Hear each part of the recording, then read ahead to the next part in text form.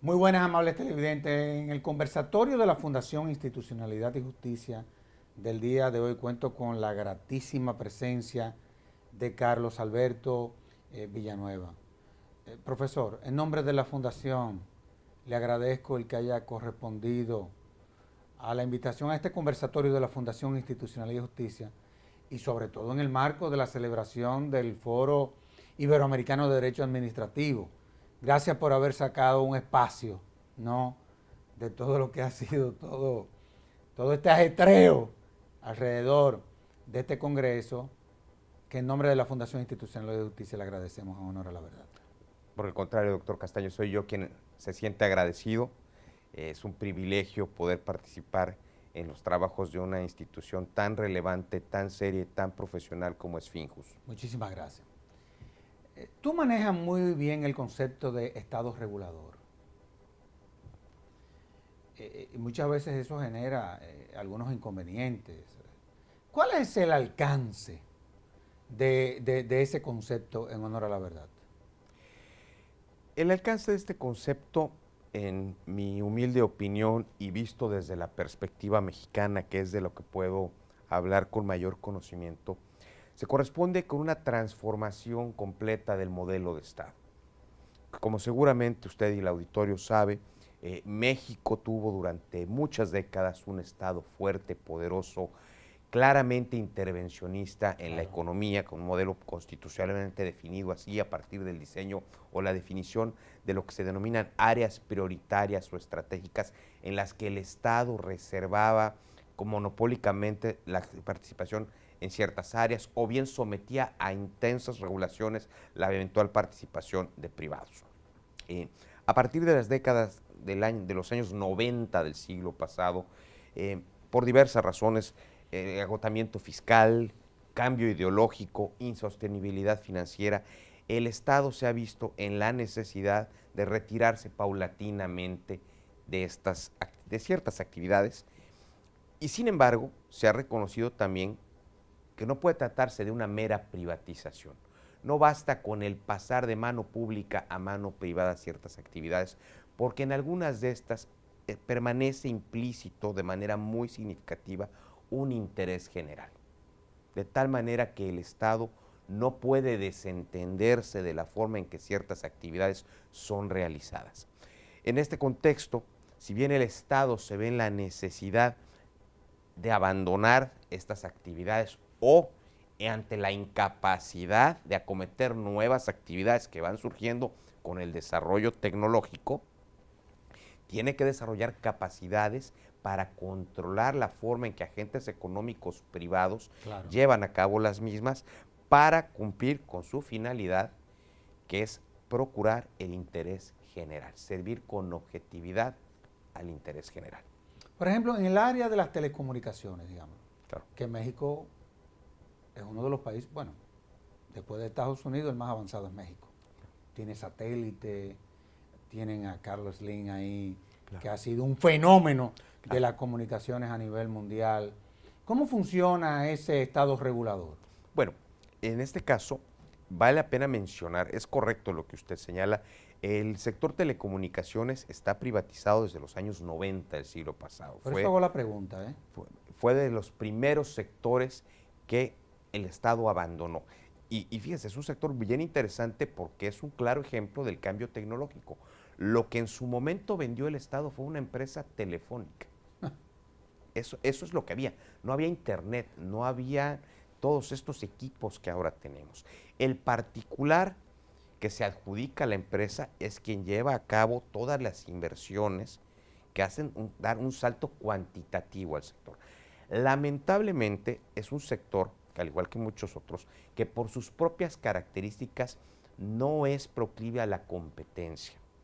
Tiene costos de entrada muy altos. Claro. Se basa en una infraestructura de carácter monopólico cuya duplicidad no resulta financieramente razonable. Claro. Es decir, son sectores que poseen ciertas características que los hacen considerarse como monopolios naturales. Sin embargo, el dueño de la frecuencia en principio es el Estado. Ah, claro, por supuesto. Entonces, ¿cómo interviene el Estado en ese tipo de negocios? Bueno, en ese tipo de negocios el Estado interviene a través de una regulación técnica y económica que establece obligaciones de actuación para el agente. Por supuesto, el activo subyacente en materia de comunicaciones, el espectro radioeléctrico, Correcto. es un bien del dominio Correcto. público. En México sigue siendo propiedad del Estado y por tal razón lo que se otorga es una concesión. En México la concesión es una figura legal que está reservada o aplica exclusivamente para la prestación de servicios públicos o la explotación de bienes del dominio público. En este caso, con la segunda reforma o las reformas de segunda generación en materia de telecomunicaciones que se llevaron a cabo durante la presente administración hace un par de años, también en el año 2013, se crea un órgano regulador independiente, se crea la figura del servicio público de Internet y del servicio público de telecomunicaciones, que antes no existía. Claro, claro. Se hablaba de un servicio público de telefonía exclusivamente. Entonces, hoy se concesiona por una doble vía. Se concesiona por la explotación de un bien del dominio público, que es el espectro radioeléctrico, pero se concesiona también la prestación de un servicio público al cual se le imponen obligaciones de calidad, de cobertura, de ciertos requisitos que modulan la forma en la que actúan los agentes privados. Pero además, muy importante, se establece una regulación asimétrica para imponer cargas específicas al operador dominante del sector, de forma tal que se puedan generar las condiciones que faciliten la entrada de otros agentes económicos que oferten nuevos servicios a mejores precios en beneficio de los consumidores. Y ese mecanismo que se utiliza, por ejemplo, para uno adquirir una frecuencia, ¿es vía licitación? Sí, claro. ¿Es vía licitación? Son concursos abiertos que convoca el órgano regulador en materia de telecomunicaciones, en los que libremente participan sujetos privados que deben cumplir con los requerimientos que establecen en un pliego de condiciones, en las convocatorias de la licitación correspondiente. Vamos a ir tocando diferentes áreas para después ir al control jurisdiccional del Estado regulador. Sí, por supuesto. Vámonos al sector eléctrico, que tú sabes que es un sector complicado. Sí. Más complicado que el de la telecomunicación. Sí. ¿Cómo regula el Estado en México ese sector? El sector eléctrico, Porque ese es el dolor de cabeza de todos los países latinoamericanos. Por supuesto. Por los niveles de intereses que hay ahí. te agradezco enormemente la pregunta, es de lo más interesante. Pocos temas tan poco glamorosos, tan olvidados como la regulación eléctrica. Si alguna actividad puede ser considerada como representativa del servicio público, es el suministro eléctrico. Claro. Tan es un servicio público que es un servicio del que solo hablamos cuando falla. La gente puede darse el lujo de permanecer ignorante de todo el complejo técnico, industrial, regulatorio, legislativo, normativo que existe detrás del apagador que enciende y apaga la bombilla eléctrica. Efectivamente es un sector que presenta mayores complejidades que el de telecomunicaciones, porque por lo menos en el estadio actual de desarrollo tecnológico, es una industria que opera en red, pero que además descansa sobre una red física. Claro. Mientras que las telecomunicaciones operan a partir de antenas, Claro, la claro. conducción de energía eléctrica sigue dependiendo del cableado. Claro, claro. Entonces, esto genera un enorme problema para el desarrollo, para el mantenimiento, para la operación de la industria. Pero además, la industria eléctrica tiene ciertas características que la hacen sumamente peculiar. Primero, características de la propia energía. La energía no se puede almacenar. La electricidad no se almacena. Es un bien de consumo instantáneo. Esto genera una cantidad importantísima de problemas para el operador del sistema. Durante el día, durante el mes y durante el año, todo país, toda sociedad tiene una curva de consumo. Así es. No consumimos la misma cantidad de energía. Hay horas en las que estamos todos trabajando, hay horas en que la mayor parte de las personas están durmiendo. Bueno, al no poderse almacenar la energía se tiene que producir en el momento que se consume. Eso implica que se requiere de un operador del sistema que esté instruyendo qué centrales se echan a andar y qué centrales se van apagando. Esa es una. Dos, además de que no se puede almacenar, es muy difícil producir electricidad a partir de una sola fuente primaria. Es decir, la electricidad es una energía que es una energía de carácter secundario, se tiene que producir a partir de otras fuentes energéticas. Para cada país hay un enorme problema en la determinación de cuáles son las fuentes energéticas que voy a utilizar. ¿De qué dispongo? Petróleo, viento. ¿Qué mezcla debo hacer de las fuentes primarias para no generar una dependencia excesiva? Claro. Para no correr riesgos. La energía hidroeléctrica, por ejemplo, es maravillosa, tiene pocos efectos contaminantes, es una energía muy barata, pero ¿qué hacemos el año que no llueve? Otro problema adicional asociado al sector es que los plazos constructivos de la infraestructura son largos, mientras que la demanda responde en plazos muy cortos. Esto requiere una planeación y una previsión de parte de las autoridades que se anticipe a las variaciones en la demanda. Otra característica adicional, debo considerar la existencia de una capacidad excedente que me permita resolver o afrontar cualquier eventualidad de un fallo técnico de una central o un desastre natural que ponga en riesgo la infraestructura. Debo tener la capacidad de sustituir. Pero es un equilibrio muy delicado, porque la capacidad ociosa también cuesta. Pues debo medir qué margen de reserva es el adecuado para las variaciones en mis necesidades, de tal manera que la falta de energía no se convierta en un cuello de botella para el desarrollo económico del país, o no suponga un costo adicional innecesario por una sobreabundancia o exceso de capacidad disponible. En fin, hay una serie de consideraciones de ingeniería y de regulación muy complejas en relación con la industria eléctrica. Ahora, no, aparte de que es complicado el tema, es complicado. Yo no sé cuál es, por ejemplo, el modelo que opera en México, si es el que tiene que ver con el de los hidrocarburos, o eólica, o solar, o de carbón.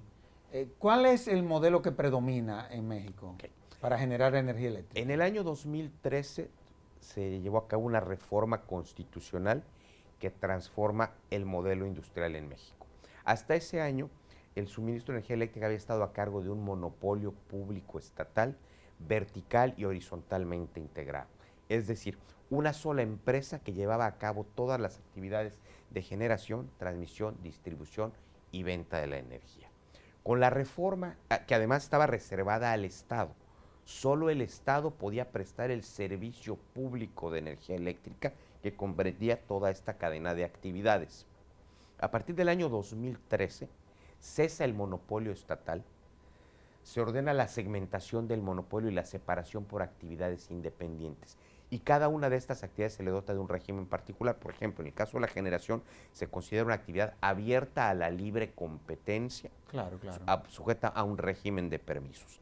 El servicio público se mantiene en las actividades de transmisión y de distribución porque corresponden a lo que es el monopolio natural, que es la red de cables eléctricos.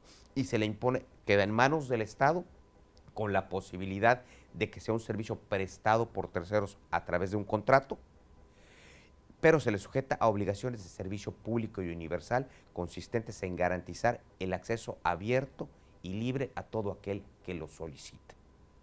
Y por otra parte, se genera en el otro extremo la actividad de comercialización, que comprende diversos servicios, entre ellos el suministro a los usuarios finales del servicio y la que también queda abierta a los particulares que pueden prestarla bajo un régimen de permisos administrativos. No, sí, En este momento todavía se está en una etapa de implementación de la reforma. entonces es un sistema como mixto, ¿no?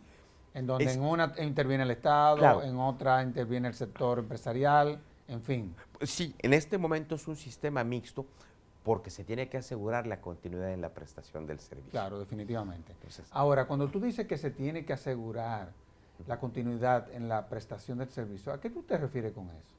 bien, a que no se interrumpa el suministro de energía eléctrica. Y en el hipotético caso de que, por ejemplo, existan usuarios que no paguen ese servicio. Claro.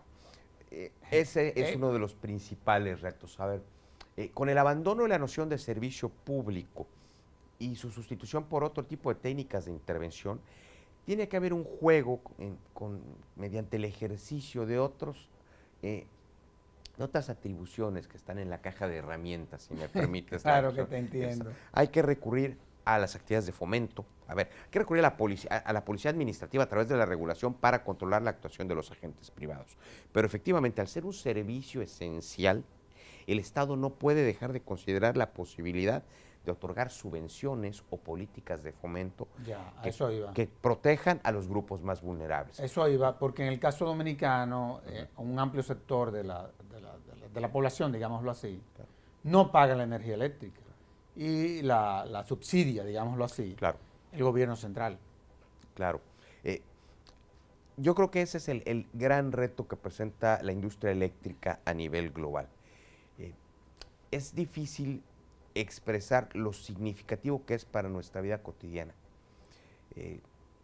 Tienen que suceder eventos extraordinarios como el que lamentablemente sucede en estos momentos en Puerto Rico para que la gente se dé cuenta cuánto dependemos del suministro eléctrico, cuántas de nuestras actividades cotidianas pueden verse afectadas por un fallo en el suministro. Y lo que pasó en Miami, en la ciudad de Miami, que duraron 2 semanas sin energía eléctrica y eso fue un verdadero caos. En México suele utilizarse la expresión la luz como sinónimo de la energía eléctrica. La realidad es que el desarrollo tecnológico nos ha convertido en sociedades intensivas en el consumo de energía.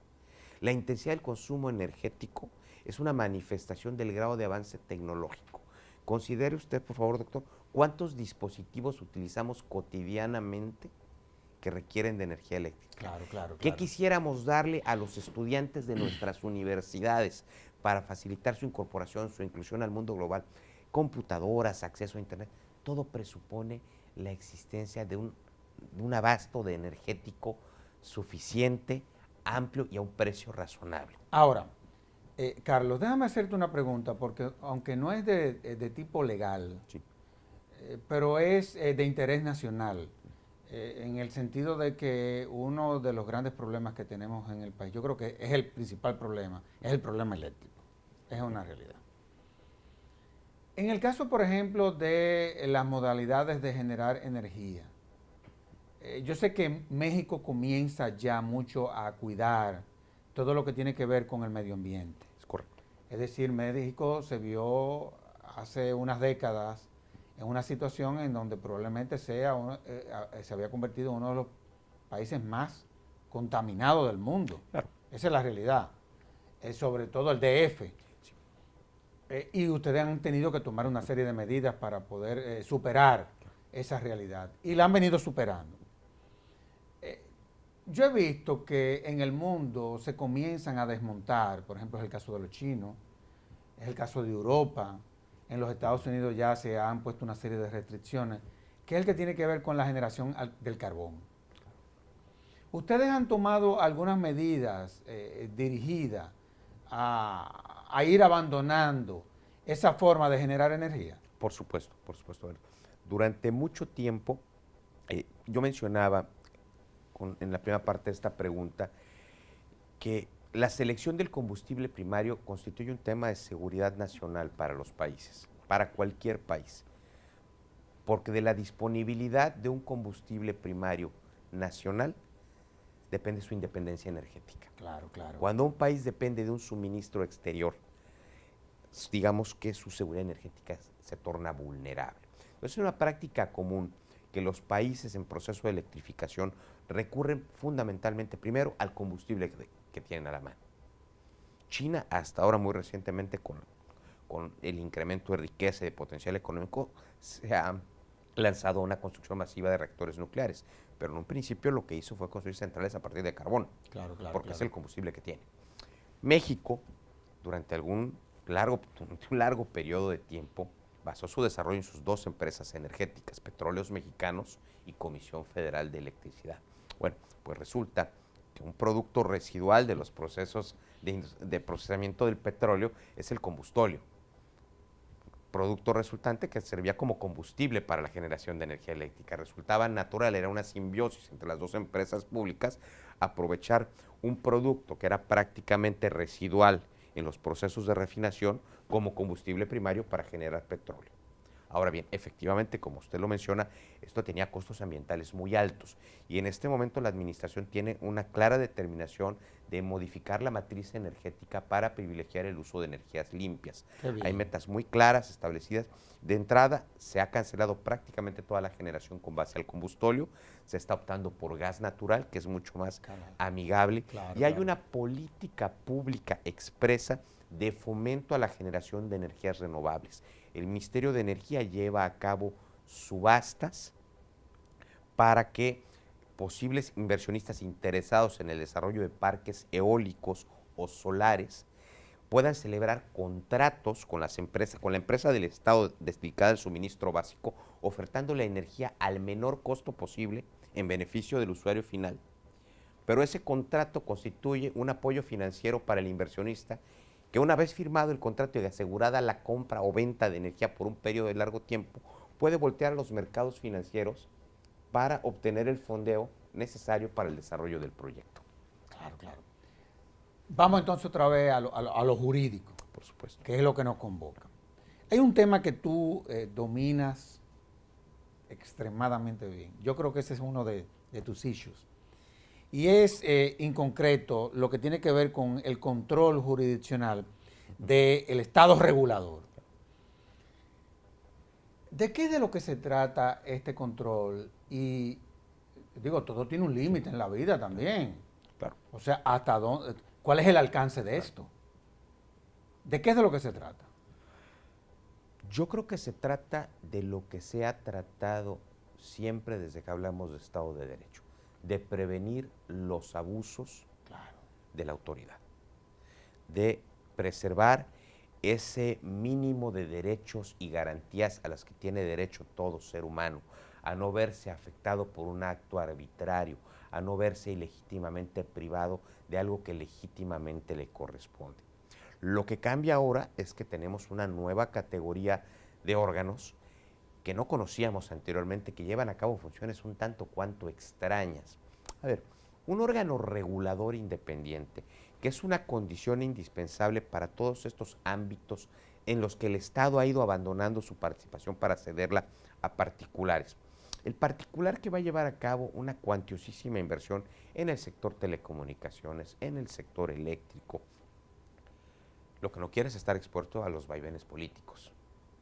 No quiere ser... Ya que le estén cambiando las reglas del juego. Efectivamente. Cada 5 o 6 años. Efectivamente, lo que busca es certeza, seguridad jurídica. Claro. A nivel internacional, una de las alternativas que se ha identificado para propiciar un ambiente de inversión más seguro es que el agente económico tenga la certeza de que quien va a normar su actividad no es un ente político. Los órganos reguladores son eminentemente órganos técnicos.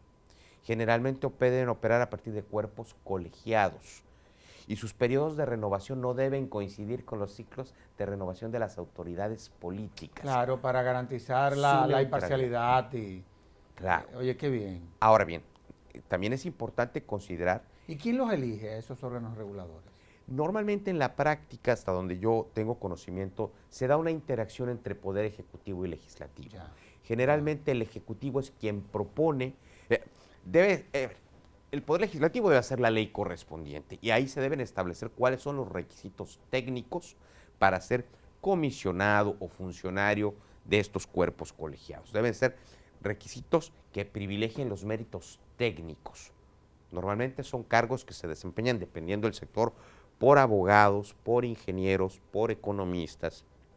Ese es el perfil y deben tener ciertos requisitos de edad, experiencia, capacidad, que deben ser objetivamente que manejen los conceptos, por lo menos. Efectivamente. Y la práctica común es que sea el Ejecutivo quien presente ternas a los órganos legislativos para que sean estos quienes elijan dentro de la terna propuesta por el Ejecutivo. Sí, eso es para garantizar la legitimidad. Efectivamente. A fin de cuentas, uno delega en nuestros congresistas y es una forma de uno sentirse representado a través de la elección que ellos hacen. De todos modos, Carlos, vamos a hacer una pausa. Por Y supuesto. de inmediato volvemos con este interesantísimo programa.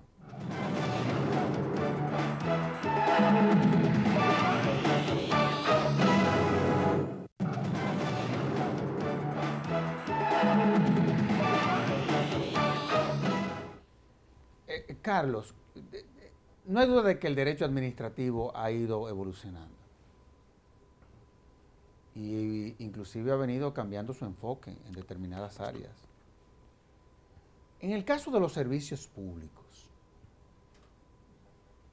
¿cuál es el enfoque actual del derecho administrativo? Bueno, el, efectivamente, ¿qué pregunta tan pertinente planteas?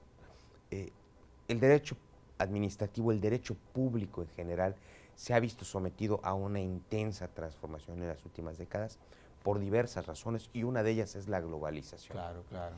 La globalización ha puesto en contacto directo a sistemas jurídicos de diferente tradición. El más claro ejemplo que tenemos, el más evidente, es la Unión Europea, pero también nosotros en el ámbito latinoamericano, en estas relaciones comerciales cada vez más intensas con los Estados Unidos y el mundo anglosajón, hemos visto cómo nuestros sistemas jurídicos se intercomunican y se presenta el fenómeno que la bibliografía norteamericana conoce como legal transplants o los préstamos legales. Vamos copiando. De hecho, hace unos minutos que me preguntabas sobre las comisiones reguladoras, esto es una importación del modelo jurídico anglosajón. Claro, claro. Que viene a sustituir al servicio público. ¿Qué pasa hoy con los servicios públicos? El servicio público, en su noción tradicional francesa, descansaba en la idea de titularidad estatal de la actividad. Un servicio público era una actividad que el Estado asumía como propia y que podía prestarla directamente o no. La regla general en Francia era que se concesionara o se contratara a un particular, pero la actividad no era propia del particular, no era una actividad que estuviera en el comercio, era una actividad de titularidad estatal y eso considera una serie de prerrogativas al Estado para regular y controlar al prestador. Evidentemente esto generaba una gran incertidumbre. Por ejemplo, en el año 1982, que tuvimos una tremenda crisis financiera en México, usted debe recordar que se expropió la banca. Claro, claro. Se expropió la banca porque los particulares que participaban en la prestación del servicio público de banca lo hacían al amparo de una concesión, porque era un servicio público. En México, a diferencia de otros países, la concesión se no considera tenía nada que perder. Un acto administrativo, no es un contrato. Claro, de por Dios. Porque la actividad de titular estatal. Entonces, el Poder Ejecutivo, el presidente en ese momento determinó que podía revocar las concesiones y por eso no procedieron las acciones legales, porque con independencia de la calificación política que se le diera a la decisión que en ese momento se tomó, era jurídicamente válida. En todo caso, lo que conviene decir es que hoy, precisamente en el contexto de un Estado que enfrenta una escasez de recursos, que identifica que estos recursos escasos que dispone pueden ser mejor aprovechados en la atención de otro tipo de necesidades, se van buscando técnicas de intervención distintas al servicio público para no asumir como propia una actividad. Y es así como vemos en el caso de la Unión Europea la noción de servicios económicos de interés general, donde ya no se discute el tema de la titularidad de la actividad, sino de la importancia de los intereses en juego. Esto nos acerca al mundo anglosajón, es la regulación de las public utilities. La alternativa anglosajona al servicio público no tiene que ver con la titularidad de la actividad, tiene que ver con una actividad que de entrada se reconoce, que está en el comercio, que corresponde a los particulares, pero que lleva implícito un interés general, lo que hace necesaria la intervención regulatoria. Totalmente de acuerdo. No, y además hay que entender, tú sabes, los modelos políticos que se han instalado, por ejemplo, en países como los nuestros. Claro. O sea, América Latina se ha caracterizado en esa visión clientelista de cómo hacer política y en la medida en que el Estado administraba empresas, la verdad es que era muy difícil que fueran rentables. Claro. Es decir, a través de esas empresas, prácticamente esas empresas se convirtieron en instrumentos de asistencia social y dejaron de ser rentables.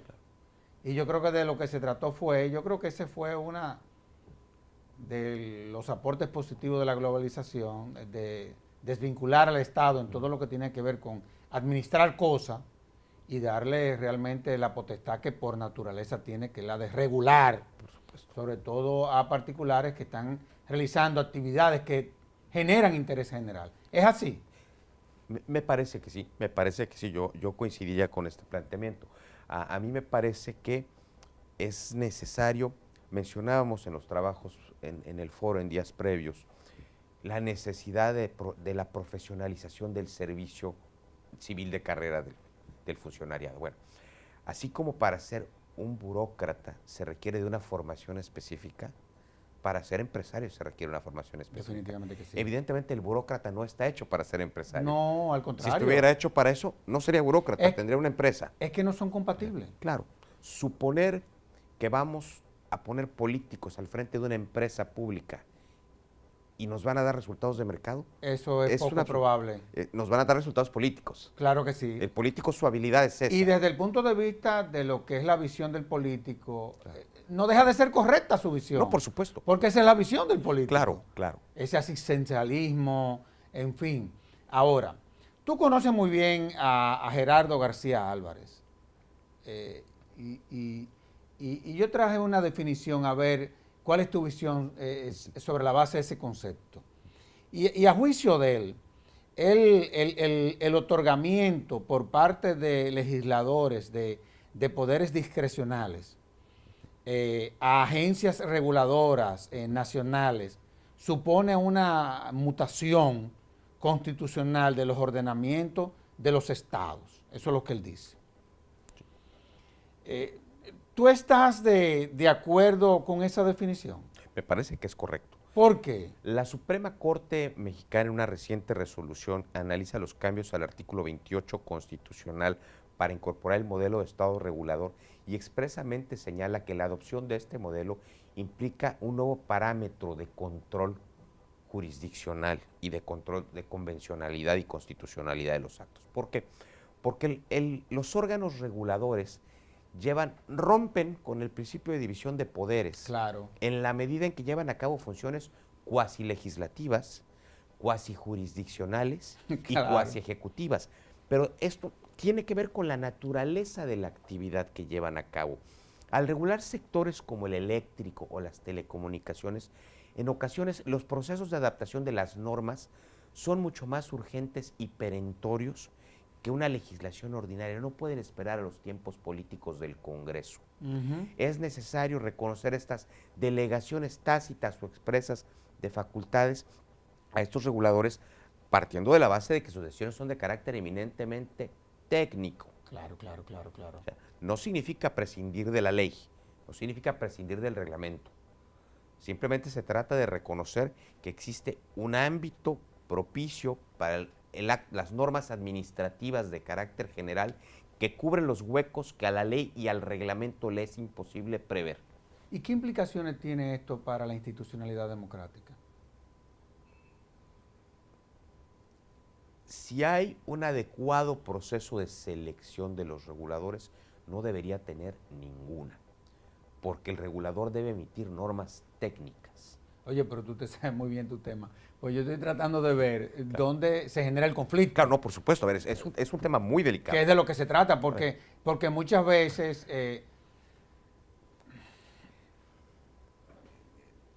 lo que a uno le preocupa, sobre todo cuando las instituciones son débiles, es que esos órganos se conviertan en legisladores. Entonces ahí es el riesgo. Claro. ¿Cómo tú ves eso? Y por eso te hago la pregunta, sobre las implicaciones. Lo entiendo perfectamente, no tengo la respuesta porque es uno de los problemas que más intensamente se trata incluso en literatura anglosajona, el problema de la captura del regulador. Sí, la debilidad institucional es un problema y regular sectores tan poderosos, tan concentrados, el principal reto al constituir órganos reguladores es preservar la autonomía y la independencia de los reguladores. Claro. Famoso tema de los lobbies y los procedimientos de influencia en la toma de decisiones son muy delicados. En muchas ocasiones al regulador... Porque muchas veces los lobbies degeneran en tráfico de influencia. Claro, Y ahí es que está el problema. Por supuesto, por supuesto. Por ejemplo, en el caso de la Comisión Reguladora de Energía en México, está normativamente previsto que tiene obligación de recibir a los regulados. Ya. Tiene expresamente prohibido recibirlos a puerta cerrada, tiene que ser de manera colegiada, en sesión pública, abierta y grabada. A todos juntos. A todos. O al que quiera ir en lo individual, pero no hay secrecía. Si un regulado quiere acudir a atender un asunto y solicita una entrevista con los comisionados, tiene que ser pública, abierta, grabada. Qué bien. Ahora, ¿habría alguna relación, por ejemplo, abstracta entre el acceso a los servicios públicos y la tutela de los derechos fundamentales? Por supuesto, por supuesto. Como mencionábamos, el servicio público es una técnica administrativa de intervención en la economía, que la justifica la existencia de una necesidad de carácter general que no ha sido debidamente o suficientemente satisfecha por el mercado. Entonces, ¿qué actividades son susceptibles de ser calificadas razonablemente como servicios públicos? Aquellas que se refieren a necesidades elementales. ¿Cuáles son los servicios públicos que todos conocemos? Educación, suministro de agua, suministro de electricidad. Todos ellos, hoy por hoy, tienen la calificación de derechos fundamentales. Yo no necesariamente estoy de acuerdo, porque nos plantean complicaciones técnicas muy delicadas. Claro. Evidentemente el acceso al agua es un derecho humano. Todos tenemos derecho al agua. Sí, pero el agua no se entuba sola y no se trata sola. No, hay un costo. Hay un costo. Y ese es uno de los principales retos que este nuevo modelo de Estado regulador tiene que asumir. Si queremos que el Estado abandone por ineficiente, por costoso, por racionalidad, por la razón que sea, la gestión directa de servicios y que sea sustituido por particulares, tenemos que aceptar y reconocer que el particular que interviene en una actividad económica lo hace legítimamente en la búsqueda de una ganancia. El particular que interviene en una actividad económica lo hace para ganar dinero y esto es lícito. Hay que establecer controles, en fin, hay una serie de medidas, pero la única razón por la que un particular acomete una actividad es porque espera obtener una ganancia. Entonces, cuando se le asigna a un particular la prestación de un servicio que atiende a una necesidad fundamental, esta regulación tiene que verse complementada con mecanismos de fomento que le cubran a ese particular los costos que no pueden ser directamente cubiertos por los destinatarios finales. Claro. Ahora, hemos estado hablando, por ejemplo, de todo lo que tiene que ver con servicios públicos, los agentes reguladores, ese control jurisdiccional, en fin. Sin embargo, hay servicios públicos, como en el caso de las telecomunicaciones, que hay que licitar. Y las licitaciones tienen una serie, son procesos. Claro. Y son actos administrativos, a fin de cuentas, Sí, por supuesto. que se pueden impugnar. Y este foro que hemos estado llevando a cabo es sobre las contrataciones desde la administración, Claro. las contrataciones públicas. ¿Cómo funciona en México, por ejemplo? En México hay una ley de compras y contrataciones y servicios. Cuando hablo de compras y contrataciones, me refiero también a las contrataciones de obras, Claro. digámoslo así. Claro. ¿Cómo opera esa legislación en México? Porque nosotros estamos en un proceso de transformación del sistema de compras y contrataciones que traerá como consecuencia la transformación de la ley de compras y contrataciones de obras y servicios. En el caso mexicano, para el tema de contrataciones públicas, tenemos un dispositivo constitucional expreso, que es el artículo 134 constitucional, que expresamente señala que todas las compras que realice el Estado deben hacerse mediante licitación pública y de conformidad con ciertos principios. Este mismo precepto además regula el ejercicio del gasto público. Es decir, vincula el tema de contratación con el tema presupuestal. Claro, y la calidad del gasto también. Así, efectivamente. Y la calidad del gasto. Este precepto constitucional se ve desarrollado fundamentalmente a través de 3 leyes. La Ley de Adquisiciones, Arrendamientos y Servicios y la Ley de Obras Públicas. Digamos, tenemos separado el tema obra pública del tema servicios, arrendamientos y adquisiciones de bienes. Son dos ordenamientos. Son muy similares con las diferencias que corresponden al objeto de cada una de estas. Y tenemos una ley de asociaciones público-privadas. Una AFP. Efectivamente. Qué bien. Cada una con sus reglamentos, sujetos al control de uno de los ministerios, la Secretaría de la Función Pública, que supervisa las contrataciones de toda la administración, tanto centralizada como paraestatal. Digamos, ese es como un control en tiempo real, el control interno, y además están sujetos a la fiscalización correspondiente por parte de la Auditoría Superior de la Federación. Cuando tú hablas de contrataciones públicas, lo primero que sobresale en principio, o lo primero que hay que garantizar, digámoslo así, es transparentar el proceso. Por supuesto. Porque se trata de gastos públicos, o sea, que provienen de los impuestos Claro. que pagamos los ciudadanos. Ese punto es fundamental. No, si no hay transparencia en un proceso de licitación, Sí. Honestamente hablando, Claro. eso de una u otra forma lo que refleja es una gran debilidad institucional. Claro. Y aumenta los niveles de corrupción. No, pero además, perdón, me dijiste algo que me parece fundamental y que yo creo que la gente debe tener siempre muy claro. El Estado no produce dinero, reparte nuestro dinero. Reparte nuestro dinero. O sea, cada vez que queremos, cada vez que una sociedad pide que el Estado haga tal o cual cosa, es con el dinero de nosotros. Tiene que suponer que va a requerir dinero. Hay que ser muy precavidos en qué queremos que haga el Estado, porque nos cuesta a nosotros. Sí, pero ahí voy. ¿Cómo puede garantizarse desde una ley, digámoslo así, que un proceso de licitación sea transparente? Te hago la pregunta, Claro. Porque nosotros tenemos una ley que tiene 10 años, que se comenzó a implementarse hace unos 5 años, y fue en ese proceso de implementación que nos dimos cuenta que, porque las leyes son hipótesis de trabajo, Claro.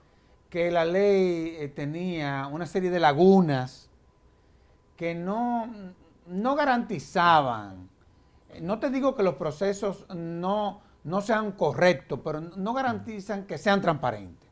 Claro. Como por ejemplo, el tema de los comités de licitación. Para ponerte un ejemplo cualquiera. Tú te encuentras con que la ley y el reglamento establece que quienes lo componen son, oye, ¿quiénes son? Quien dirige la institución y sus subalternos. Ya ahí hay un problema. Claro, claro. ¿Cómo ustedes han resuelto ese problema en México?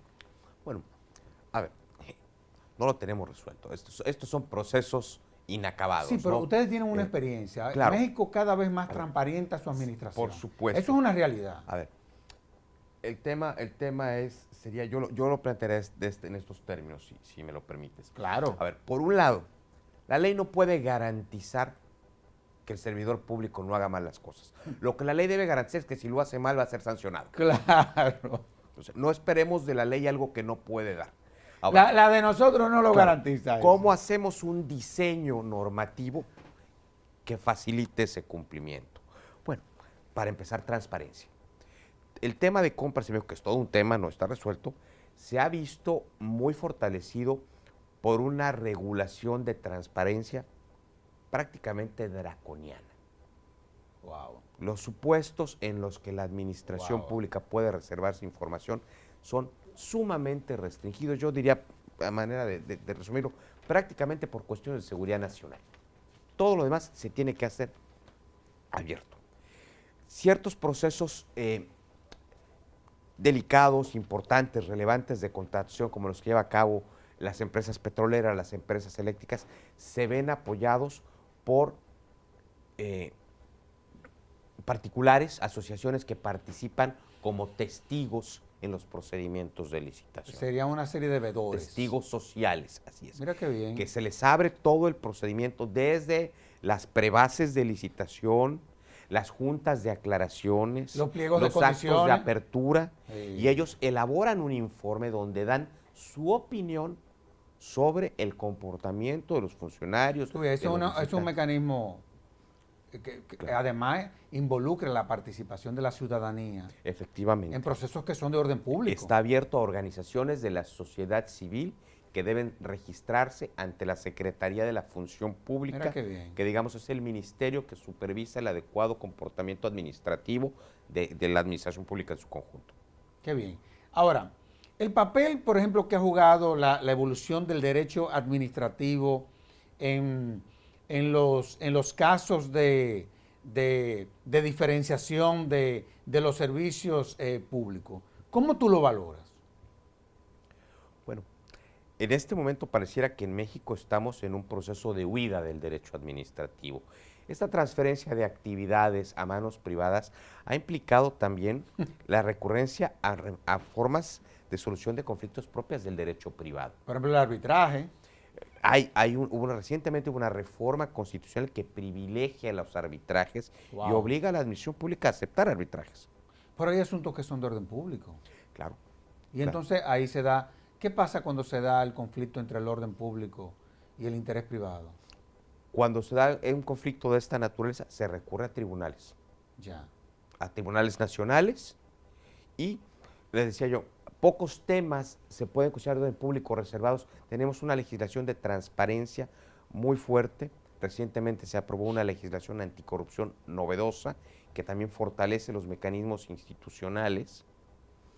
Y, en fin, mi opinión personal es que este abandono de las normas de derecho público es incorrecto porque la única justificación de la acción de la administración es que actúe en beneficio o en defensa del interés general. Claro. También no nos llamemos al engaño. La sociedad civil no defiende el interés general. La sociedad civil son grupos de personas que forman parte de la sociedad y que se reúnen en torno a una serie de intereses que comparten. Cada organización de la sociedad civil Tiene su responde agenda. a sus propios intereses. Sí, tiene una agenda. No representa el interés general. Quien debiera, y asumo que lo hace muy mal en muchas ocasiones, pero quien debe representar el interés general es la administración. Totalmente de acuerdo. Y debe hacerlo con pleno sometimiento a derecho. Yo estoy de acuerdo contigo y uno tiene que tener mucho cuidado en estos espacios. Porque uno a veces sin darse cuenta, inclusive pudiese, no es el caso, porque nosotros apostamos al éxito del Estado. Nosotros tenemos una visión de Estado, Claro. una visión totalmente de Estado, pero no pudiese dar la impresión de que uno está apostando al fracaso, Claro. emitiendo juicios, en fin. Ahora, el tiempo se está acabando, pero yo te tengo que aprovechar. Sobre todo porque ustedes no tienen, por ejemplo, un tribunal constitucional en México. Ustedes tienen un sistema federal, tienen la Suprema Corte de Justicia, Claro. que funge como tribunal constitucional. Efectivamente. Pero ustedes no tienen un Consejo de Estado tampoco, como existe en Francia. No. No.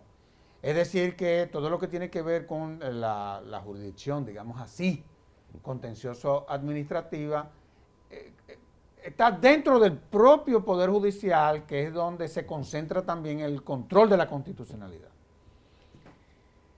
¿Qué pasa? Cuando tú te vas al derecho administrativo, y tú sabes muy bien por dónde voy, cuando tú te vas al derecho administrativo y vas al derecho constitucional, digámoslo así, tú te encuentras que son ramas del derecho público.